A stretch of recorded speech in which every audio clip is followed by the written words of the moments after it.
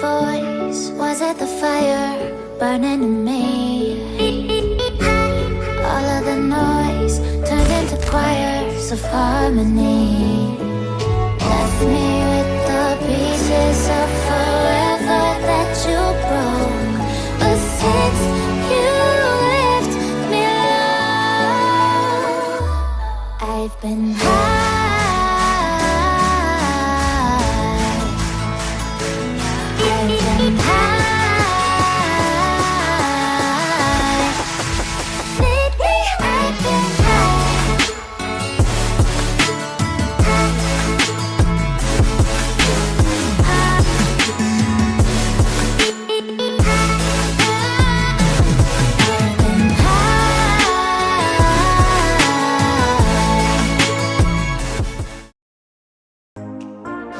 Oke, assalamualaikum warahmatullahi wabarakatuh. Kembali lagi dengan saya Muhammad Imam Sujudi. Nah, pada saat ini saya sedang berada di garasinya Sumber Alam. Ini rencananya itu saya akan coba kursus bis di Sumber Alam ini. Yuk kita masuk ke dalam. Kita lihat kursusnya tuh kayak apa aja sih. Terus di sini juga ada 3 paket. Ada yang pertama paket VIP, sama paket privat, sama umum. Oke, kita masuk ke dalam lagi. Let's go.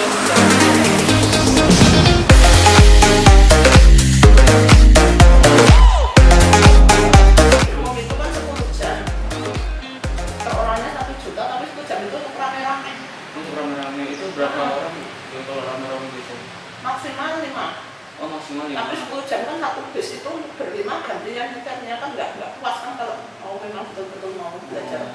Kalau privat emang Privat sendiri ya? sendiri 1.050.000 7 jam. 7 jam, itu full ya 7 jam. Full 7 jam. Kalau untuk yang happy-happy itu? Happy 250.000. Nah itu, misalkan kita 2 jam nih Bu, apa aja sih Bu dapat ilmunya kalau dari happy-happy itu? Tapi happy itu cuma di dalam sana sih, cuma di dalam garasi nggak dapat sertifikat. Oh, nggak dapat sertifikat? Oh gitu. Jadi gini Mas, untuk di kursus kita nanti ada 3 tahap. Ya, yang pertama itu adalah teori dulu. Ya, kan tidak mungkin ya mau mempelajari sesuatu yang belum pernah tapi tidak mengenal dulu. Nah, gitu ya. Jadi kursus bis itu kayak orang pacaran Mas, kayak orang menikah Mas. Nah, bagi yang belum pernah loh ya. Jadi harus dikenal dulu. Nah, jadi kalau sudah mengenal nanti luar dalam ya toh. Yes. Nah, nanti setelah mengenal otomatis kan nanti karena sudah kenal ya luar dalam ya, maksudnya kepribadiannya bagaimana, barulah kita bisa memutuskan ya, dalam arti bisa nanti kenalin ke orang tuanya segala baru ya, kan seperti itu ya. Intinya nanti hampir seperti orang mau milih jodoh lah. Jadi tidak mungkin kita ujuk ya baru kenal langsung bawa, tidak mungkin itu ya. Karena untuk masa depan kan gitu ya. Jadi untuk bis juga seperti itu. Apalagi kendaraan bis itu kendaraan yang mempunyai dimensi yang besar, Mas ya. Baik panjang maupun lebar. Istilahnya akan memberikan edukasi apa saja yang perlu diperiksa oleh seorang driver bis. Jadi hal-hal itu seperti dari inspection itu hal yang kalau bahasanya itu merupakan satu kewajiban. Jadi nggak boleh ya. Sebetulnya itu sih bisa juga diaplikasikan di mobil-mobil semuanya sebetulnya ya kegiatan itu. Tetapi karena bis itu merupakan mobil angkutan orang ya dan sifatnya adalah pelayanan, maka istilahnya lebih terkhusus ya, lebih terkhusus lagi untuk bisa merawat bis tersebut sebelum melakukan trip atau perjalanan. Itu adalah namanya daily inspection ya, itu wajib. Biasanya setiap PO itu pasti drivernya itu pasti akan melaksanakan yang namanya kegiatan daily inspection. Itu standar kewajiban utama. Standar kewajiban utama karena itu kunci keberhasilan Mas ya, kunci keberhasilan. Perangkat-perangkat apa saja, terus penggunaannya ya toh, penggunaannya karena banyak ya Mas ya. Di situ nanti ya hampir sama sih dengan mobil kecil, tetapi nanti perangkatnya akan lebih banyak karena itu. Terus yang ketiga adalah mengenai sistem, ya, sistem. Jadi sistem mengemudikan kendaraan bis. Ya. Jadi karena bis itu ya kembali lagi karena bis itu merupakan satu angkutan orang, hal-hal 3 pokok yaitu keselamatan, kenyamanan, dan keamanan itu bisa terwujud, maka kita harus mengerti sistem tersebut. Sistem bagaimana sistem tersebut diterapkan di tempat yang tepat dan digunakan secara benar. Ya, jadi tadi ada apa namanya daily inspection, terus ada pengenalan perangkat, ya, terus yang ketiga adalah pengenalan mengenai sistem. Ya, jadi jangan sampai nanti sistem A dipakai di medan B. Ya. Yang kedua kita masuk ke tahap praktek dasar. Nah, di tahap praktek dasar ini nanti Mas Imam itulah langsung membawa bis, tetapi masih di dalam lingkup sirkuit, ya, masih di lingkup yang non jalan raya, istilahnya di area pembelajaran, ya. Di situ nanti cuman pada praktek dasar nanti, ya, karena waktu kita terbatas, ini tidak serta-merta kita bisa mengaplikasikan semua yang sudah saya berikan pada teori tadi, materi tadi, ya. Karena apa? Nanti malah tidak bisa nanti jenengan, terlalu banyak, gitu ya. Itu satu. Karena untuk praktek dasar nanti kita cukup, ya, kita cukup hanya istilahnya mengenalkan tentang dimensi saja, Mas. Dimensi, okay. Ya, teknik dasarnya ada, ya, nanti itu, dan harus jenengan harus sesuai dengan arahan saya, sesuai dengan rumus dan teknik dasar tadi. Terus yang kedua pengenalan masalah dimensi. Ya, jadi tekniknya bagaimana sudah, terus pengenalan dimensi karena panjangnya sampai 13 sampai 14 meter. Itu saja waktunya aja kadang-kadang nggak cukup, Mas. Oh, gitu. Iya betul, waktunya kadang-kadang nggak cukup. Tetapi mudah-mudahan nanti ya, seperti Mas Imam, ya banyak sih peserta yang cukup juga waktunya. Banyak banget. Deg-degan nih. Ayo kita kesana aja langsung. Periksaan hariannya itu bukan hanya 1 minggu sekali, ya, tidak, atau 1 bulan sekali tidak, ya.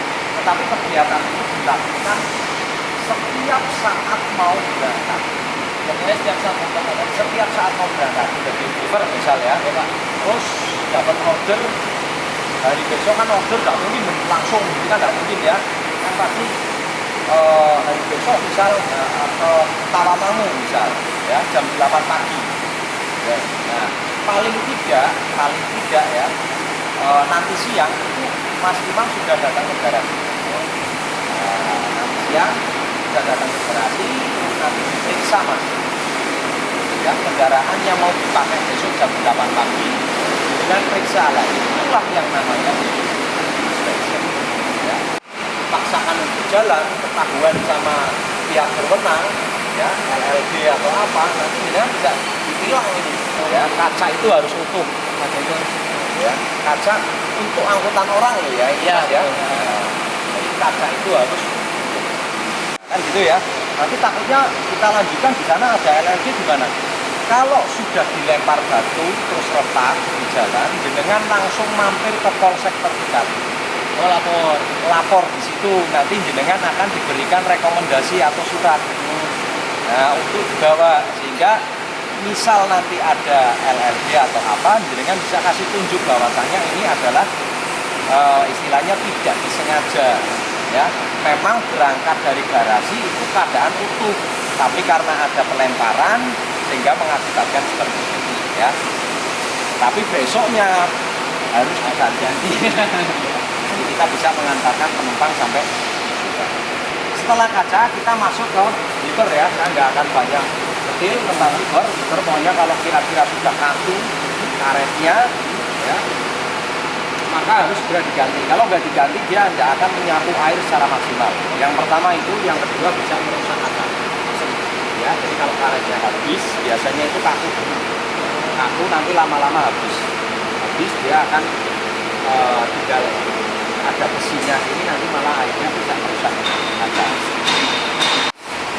Itu adalah mempunyai tingkat fatalitas yang sangat tinggi. ban depan. Ya. Makanya perhatian kita untuk ban depan itu betul-betul sangat khusus. Kenapa kok mempunyai tingkat fatalitas yang tinggi? Karena insiden pecah ban depan itu sangat rentan mengakibatkan kecelakaan.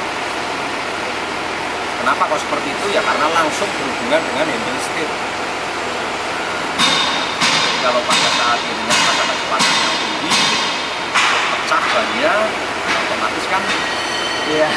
Nah untuk ban depan, untuk kendaraan angkutan orang, khususnya bis ya karena kita baru mempelajari tentang bis, itu wajib menggunakan ban yang orisinil. Ya, original. Ya, itu wajib. Ya. Tidak boleh pakai ban yang abal-abal itu ban yang sudah habis dipakai lagi ya dipakai itu jangan sampai ya. Karena apa? Karena itu rentan sekali pecah. Ya.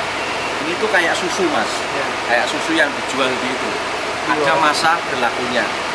Ya, walaupun masih baru, harus dilihat dulu. Kasih tunjuk biasanya beda-beda tempatnya masalahnya. Baik Dunlop, Bojer, itu pasti semua ada. Jadi tanggal tahun produksinya kapan. Ya. Nah kalau tidak salah itu ban itu kalau tidak salah itu sekitar 5 tahun kalau tidak salah. 5 tahun masa berlakunya itu kalau tidak salah itu nanti bisa di searching lah ya. Ban untuk ban depan bis itu adalah 90 sampai 100. Ya. Nah untuk ban untuk tekanan angin ya mas ya itu jangan sampai kurang dari 90. Efeknya apabila nanti tekanan angin itu kurang, misal 70 atau 60 ya kan kurangnya terlalu banyak ya. Yes. Itu nanti apa? Mengakibatkan overheat atau temperatur ban akan cepat naik. Nah, itulah yang terjadi pecah. Nah, jadi pecah ban itu bukan karena mompa terlalu tekanan anginnya tinggi, tapi karena tekanannya terlalu rendah, ya, di bawah standar. Nah, terus kalau kita mompanya terlalu tinggi pak tekanannya, misal pompa 130 atau 140, itu juga ada efeknya mas. Kalau tadi pecah ban itu efeknya karena kurang tekanan angin ya. Nah, tapi kalau terlalu tinggi efeknya apa? Nanti yang menapak itu hanya tengah. Tapi sisi yang kiri dan sisi kiri dan kanan tidak. Sehingga apa? Di saat jenengan melaju kencang, ya, bis itu kan kendaraan cepat ya mas ya.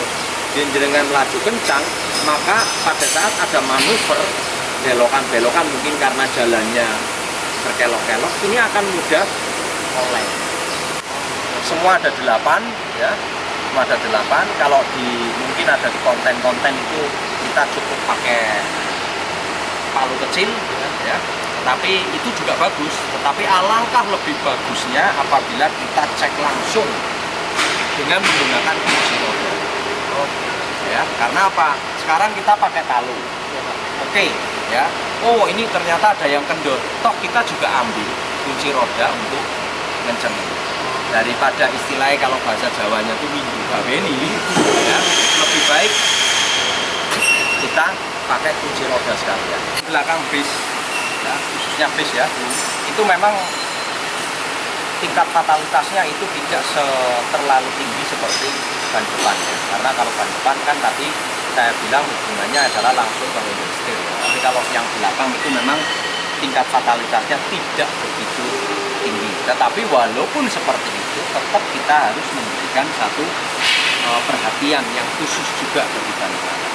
Untuk ban belakang bis itu ada 2 ya, di dalam 1 dan di luar 1 ya.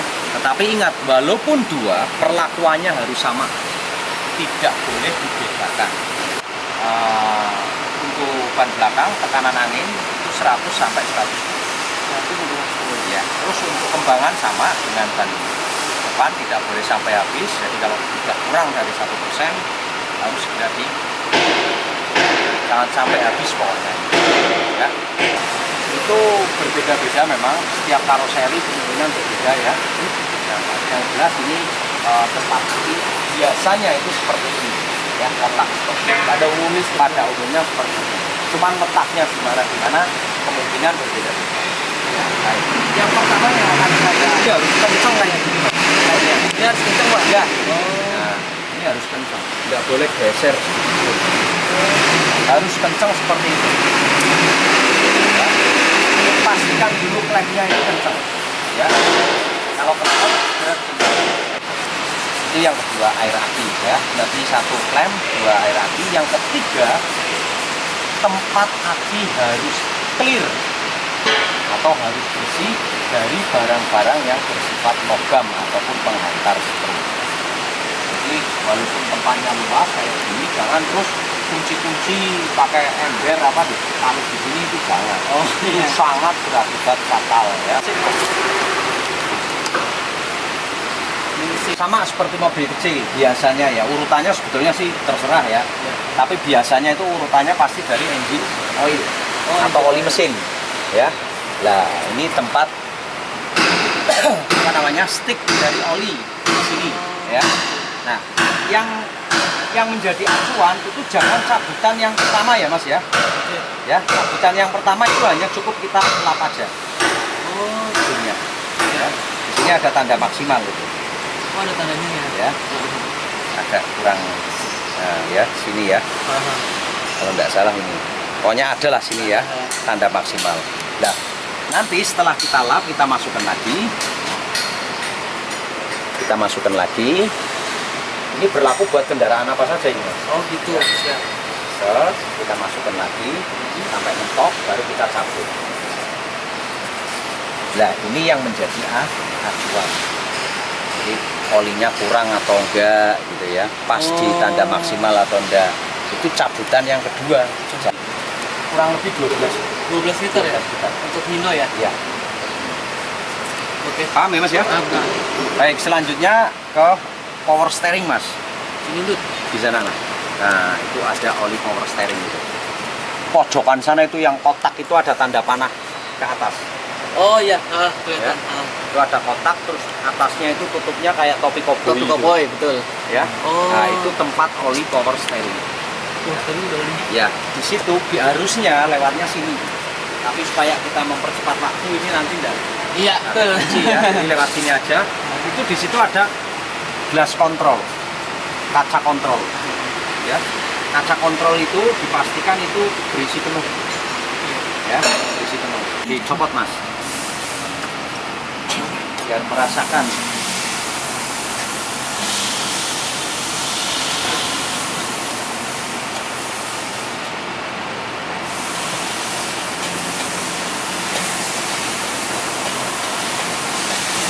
Ini penting ya Pak, soalnya filter ya Pak. Betul, betul, sangat penting Mas. Apapun yang dinamakan filter itu sangat penting. Lagi Mas? Oh ada lagi. Iya.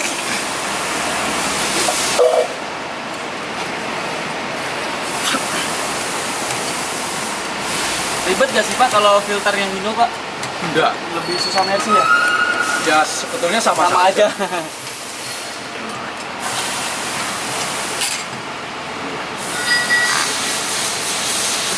Nah ini. Baik, kita untuk filter udara bis ya, sebelum kita berangkat pastikan itu harus bersih. Bisa dibersihkan di garasi. Kalau di garasi tidak ada, berarti dibersihkan di tempat tambal ban terdekat sebelum kita jalan. Jadi pada saat nanti kita jalan ya, kita keluar dari garasi, kita cari tempat tambal ban yang terdekat yang punya tangki besar. Supaya tekanan anginnya itu kencang. Berarti nggak sembarangan juga tampil bannya? Oh ya enggak, ya enggak. Harus punya tangki yang besar. Ya. Biasanya kalau armada bis itu biasanya sudah punya langganan. Gitu. Di setiap wilayah itu pasti sudah punya langganan. Ya, untuk menyemprot filter udara. Ya. Nah, filter udara ini harus konsisten dan disiplin untuk membersihkannya, yaitu setiap 1000 sampai 1500 masa toleransinya. Kencang. Itu yang pertama. Yang kedua, jangan sampai ada terjadi retakan di sini. Kalau kita sampai melihat, kita periksa, biasanya itu di sela-sela di sini. Nah, itu ada garis yang warnanya kuning berkarat. Ya, kalau dari sini kelihatan ada garis kuning berkarat, segera diganti. Tidak boleh ditawar itu. Karena apa? Karena itu sudah retak, berarti rentan sekali patah. Air bisa, pakai botol aqua bisa untuk ngecek, ya. Dia akan tumpah kalau sudah penuh. Ya, jadi diperiksa dulu. Radiator itu dia airnya harus penuh radiator. Tapi kalau untuk box ini, reservo ini cukup setengah, tidak boleh diisi sampai penuh. Ya, jadi hanya cukup sampai setengah. Karena ini untuk sirkulasi. Kalau kita isi sampai penuh, malah mesinnya bisa panas. Oh, malah kayak gitu ya. Oke. Ya. Karena ini pun ada petunjuknya, ini ada tulisan full. Oke. Ya. Ini yang belakang, ya Pak, itu seperti ini tapi dua. Oke. Yang di depan satu. Ya. Nah, berarti fungsi dari tangki ini adalah menyimpan angin yang dihasilkan kompresor yang ada di mesin. Ya. Terus nanti dialokasikan di sini, barulah yang angin yang ada di tangki itu barulah dipakai untuk sistem-sistem seperti pengereman, seperti kopling, dan lain sebagainya. Nah, itu indikator tekanan angin yang ada di tangki. Nanti ada di dashboard, nanti akan saya jelaskan ya.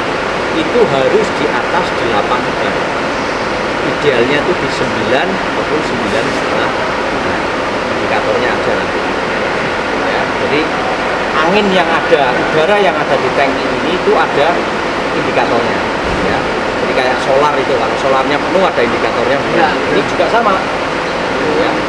Idealnya ada di 9 sampai 9,5 bar. Pastikan mesin nyala. Harus nyala. Harus nyala, ya. Istilahnya harus nyala mesinnya. Karena apa? Kalau mesinnya nyala, air yang keluar itu akan mempertahankan indikator. Jadi kalau mesinnya nyala, otomatis kompresornya di mesin kan ya nyedot angin. Nah, maka tangki akan terjaga penuh.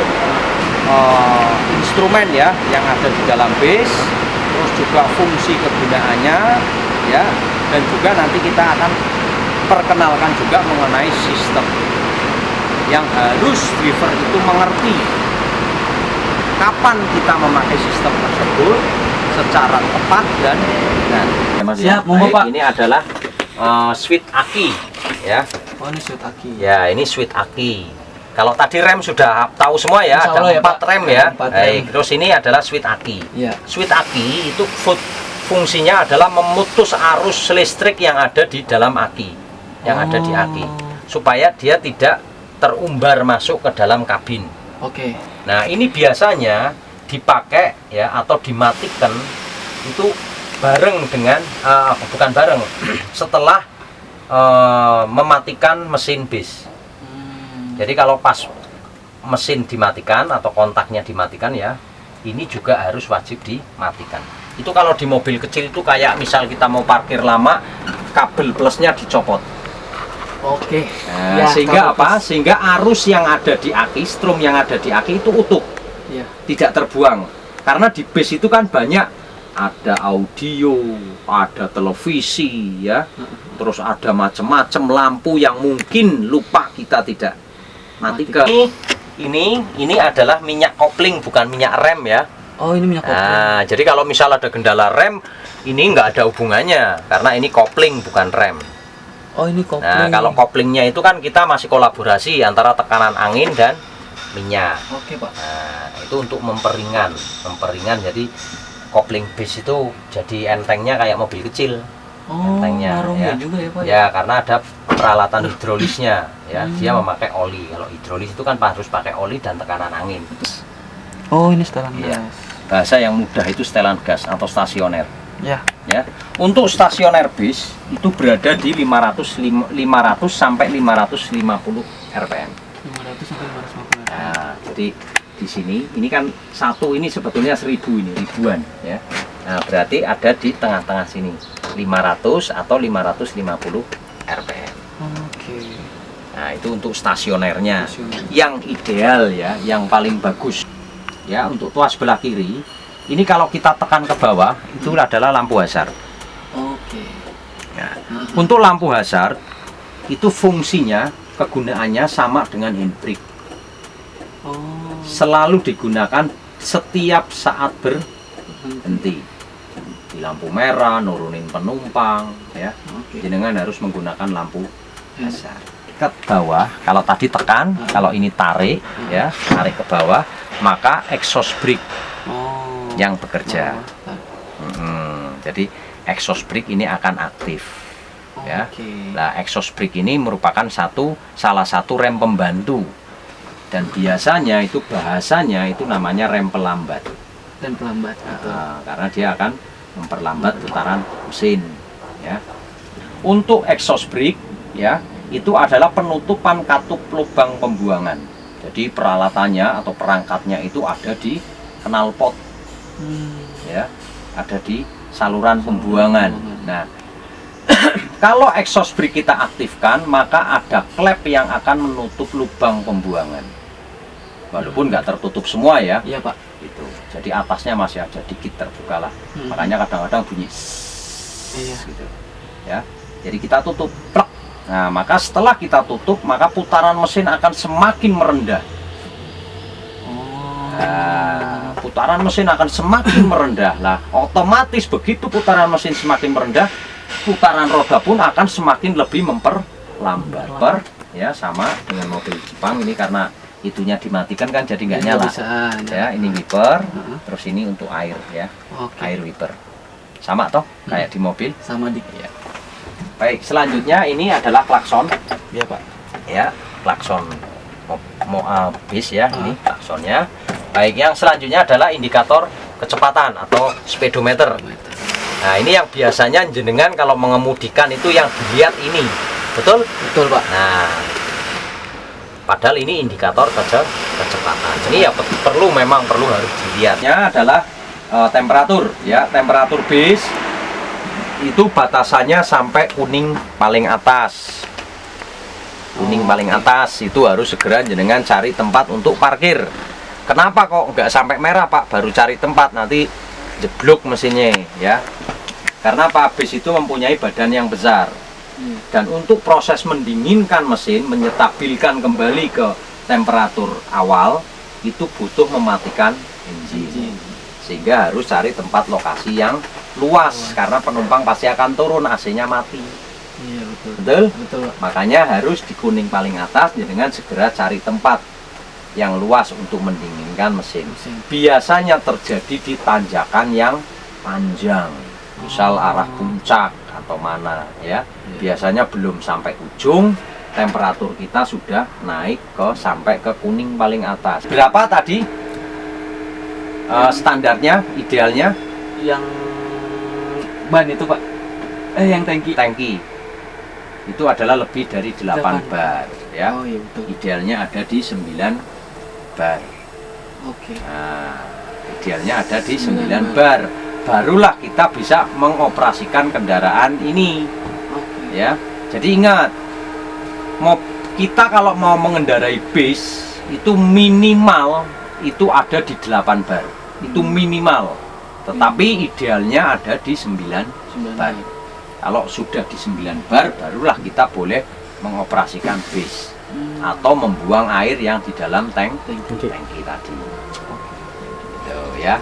Jangan pernah mengemudikan bis, ya, menjalankan bis kalau indikator ini tidak mau naik ke angka 8 atau 9.